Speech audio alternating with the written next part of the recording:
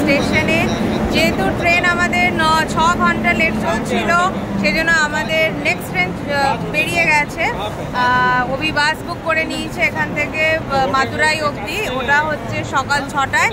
তো আমরা এই স্টেশনে, এই পেছনে যে ওয়েটিং রুম, এটা এখানকার ওয়েটিং রুম, আমরা এখানে ওয়েট করব। সকাল 5:30 নাগাদ আমরা বেরিয়ে যাবো এখান থেকে। মাদুরাই যাওয়ার জন্য যে বাসটা আমরা ধরবো, সেই স্টেশনটা হচ্ছে, বাস স্ট্যান্ডটা হচ্ছে এখান থেকে 15 মিনিট। তো সেই জন্য আমরা রাত্রেবেলা এখানেই থাকবো। তো আমরা সেই জন্য এখানে ওয়েট করব 5টা 5:30 অবধি, তারপরে আমরা বাস ধরার জন্য বেরিয়ে যাব। তো এখানে সব আমরা দাঁড়িয়ে আছি, আর আমার মা গেছে ওয়াশরুমে। তো যেহেতু ট্রেনটা এত লেট করে ফেললো, ওই জন্য সমস্ত জিনিসটাই ভীষণ বিগড়ে গেল। বাট কই না, জার্নিতে এরকম হতেই থাকে। কিন্তু এটা ফার্স্ট টাইম আমার সাথে যে এরকম ট্রেন লেটের জন্য আরেকটা ট্রেন ছেড়ে যাওয়া। বাচ্চা আছে সাথে, সেই জন্য একটু প্রবলেম, বাট বড়দের কোনো ব্যাপার না। যেহেতু আমাদের রুম টুম সব বুকড আছে, গাড়িও বুকড আছে, ওই জন্য একটু চিন্তাটা কম। বাট হ্যাঁ, যদি সেই ট্রেনটাই পেয়ে যেতাম যেটা আমরা বুক করেছিলাম, তাহলে একটা আলাদা রকম হতো। সেটা সম্ভবত সিস্টেমেটিক ছিল।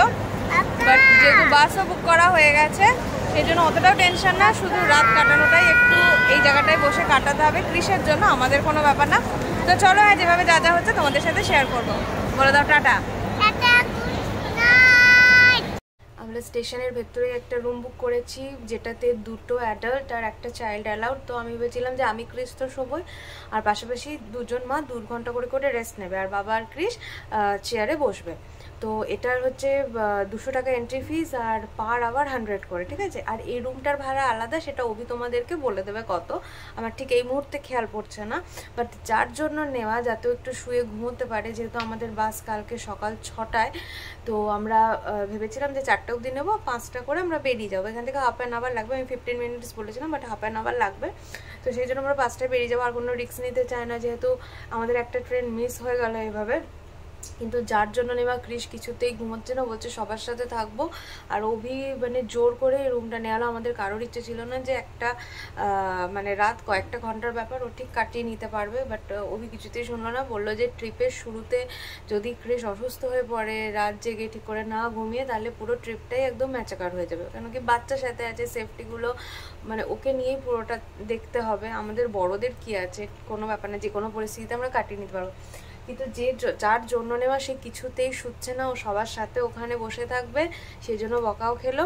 ওর ঠাম্মি এসে ওকে নিয়ে গেল।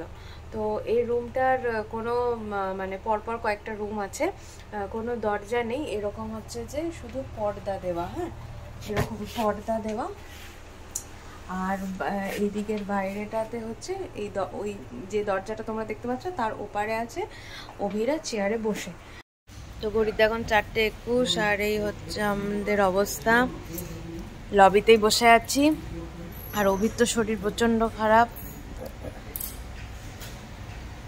এরপরে আমরা বাস স্ট্যান্ডের দিকে যাব। মোটামুটি ওকে মা ভালো ঘুম পাড়িয়ে দিয়েছিল, সুন্দর ঘুমিয়ে গেছে। তারপরে ঘরে বেডে শুয়ে দিলাম, যেটা তোমাদেরকে দেখিয়েছিলাম। এখন এসে আবার এখানে বসালাম, জুতো টুতো পরি ওকে রেডি করলাম। আর অভির তো শরীর এতটাই খারাপ যে ওকে ওষুধ নিয়ে আসতে হলো। এখানে অ্যাপোলো ক্লিনিক আছে, ওখান থেকে। তো মোটামুটি হচ্ছে এই ব্যবস্থা আমাদের। এরপরে যাব বাস স্ট্যান্ডে, সেখানে গিয়ে বাস ধরবো, বাস ধরে সোজা মাদুরাই। তো এই হচ্ছে চেন্নাই স্টেশন, যেখানে আমরা এতক্ষণ ছিলাম। আর এই হচ্ছে আমাদের ক্যাব চলে এসছে। এখানে লাগেজও প্যাক হয়ে গেছে। এবার আমরা যাচ্ছি হচ্ছে বাস স্ট্যান্ডের উদ্দেশ্যে। তো সবাই মোটামুটি ভেতরে বসে গেছে, লাগেজও প্যাক হয়ে গেছে, অভি দাঁড়িয়ে আছে, আর আমি গিয়ে এবারে উঠবো।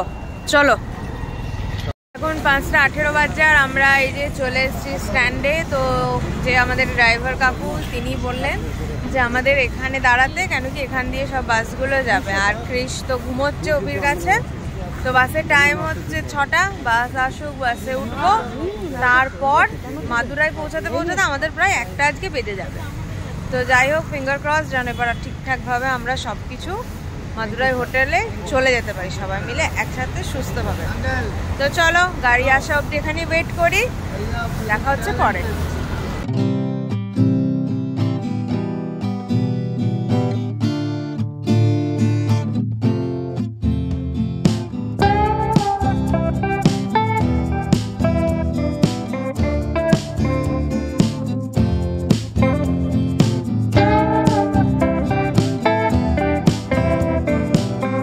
এই হচ্ছে আমাদের বাস। বাস নাম্বারগুলো এসে ওকে বলবে। আচ্ছা এরকম মাই গড অসাম। কোন দিকটা আমাদের?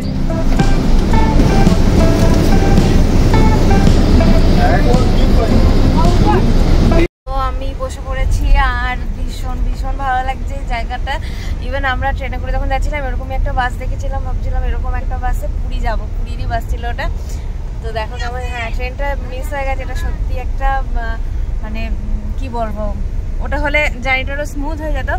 বাট বলে না কিছু হওয়ার পেছনে কিছু ভালো থাকে। তো হ্যাঁ এই বাসটাতে জার্নি করা একটা এক্সপিরিয়েন্সের মতো, ভীষণ ভীষণ এনজয় করছি জার্নিটাকে। আর হ্যাঁ এবারে যেন মাদুরাই হোটেলে একদম ঠিকঠাকভাবে পৌঁছে যাই আমরা। তো চলো আমরা আমাদের জার্নি স্টার্ট করে ফেলেছি। আর যে যে সিরিজগুলো আসবে না আমাদের এই সাউথের, একটাও মিস করো না, প্রত্যেকটা সিরিজ কিন্তু দেখো।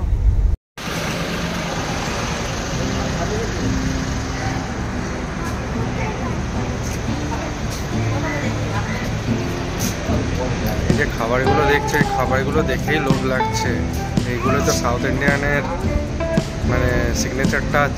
কিন্তু যেহেতু আমার শরীর খুব খারাপ, অ্যাসিডিটি, গলা ব্যথা, নাক জ্বালা, সেই জন্য আজকে অ্যাভয়েড করছি। 2 দিন অ্যাভয়েড করবো, তারপরে ভালো করে এই খাবারগুলোকে এনজয় করবো। এটা হচ্ছে কৃষ্ণা ভবন।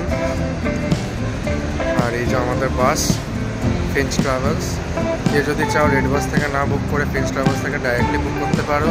কেন কি ফিঞ্চ ট্রাভেলসের ওয়েবসাইটে যদি বুক করো তাহলে তুমি 10% ডিসকাউন্ট পাবে ডাইরেক্টলি। আর এদের ওয়েবসাইট হচ্ছে www.fincetravels.in।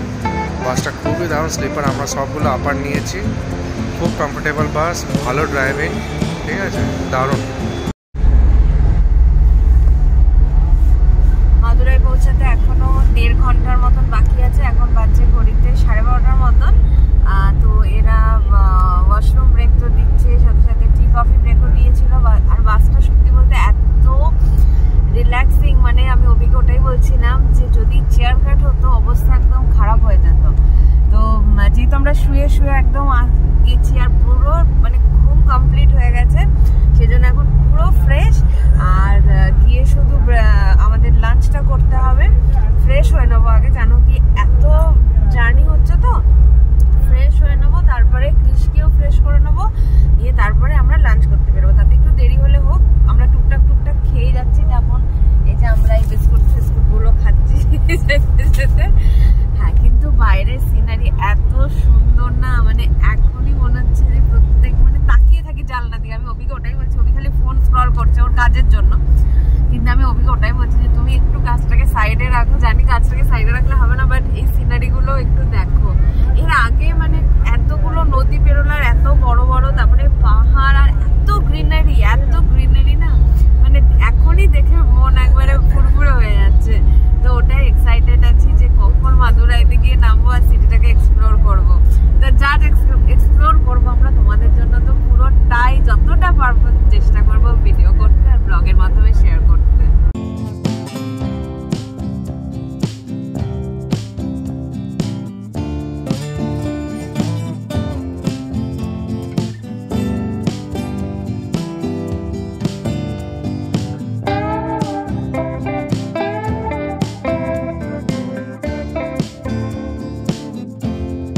মাদুরাই বাস স্ট্যান্ডে আমরা পৌঁছে গেলাম। আর এবারে আমরা করে নিয়েছি এই অটো, সমস্ত লাগেজ ফাগেজ এখানে প্যাকড হবে। আমি ওটাকে উঠিয়ে দিয়ে আসছি ওর দিম্মির কাছে, ওই দিক দিয়ে হবে না।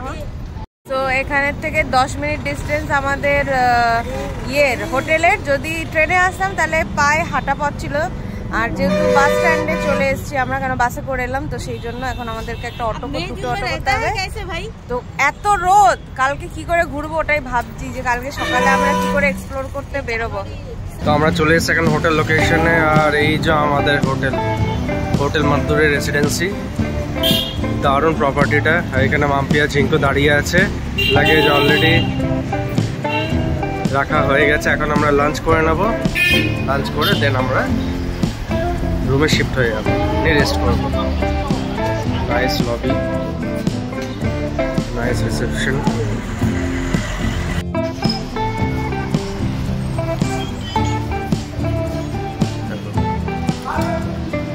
Nice ambience, calm and compose একদম।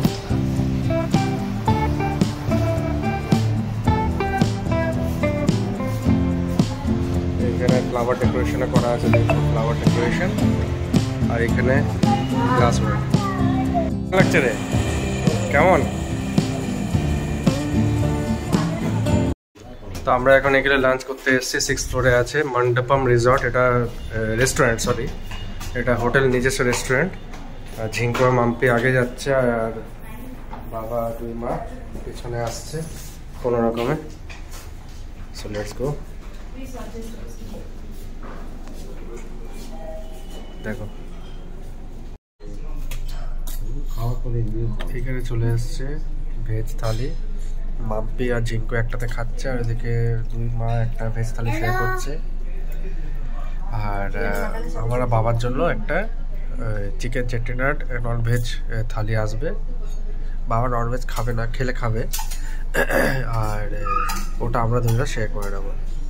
দেখো প্লেটসে কী কী আছে, পাঁপড় আছে, এটা পরোটা বোধ হয়, রুটি আছে, তারপর কি একটা তরকারি আছে, এটা সাম্বার, এটা স্যুপ, এটা কিছু একটা আছে, এটা একটা সবজি, এটা বোধ হয় পায়াসাম, এটা দই, আর এটা হচ্ছে স্টিম রাইস। আর ঝিঙ্কু খাচ্ছে মাটন স্যুপ। কেমন ঝিঙ্কু, কেমন? তো আমাদের রুম এখন দিয়ে দিয়েছে, রুম নম্বর 109, 1010। এটা হচ্ছে আমাদের রুম, আর এসো আমাদের রুম, আর এসো আমাদের রুমটা দেখা।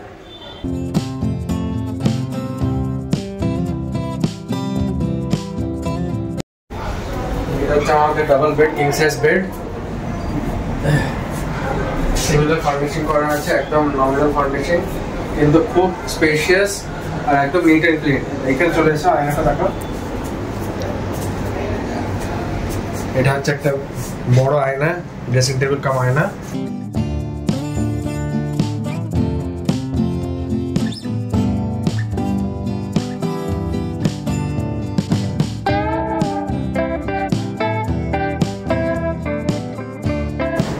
আর এখানে একটা রুম ডেকোরেট করার জন্য গ্লাস রাখা আছে, ওর মধ্যে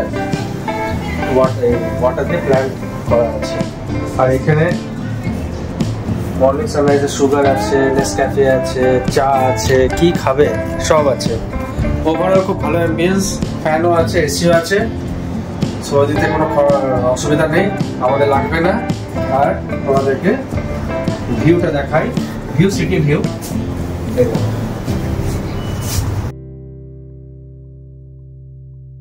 আমরা রুফটপে এসেছি ডিনার করতে, আর ওয়েদার আর এত দারুণ।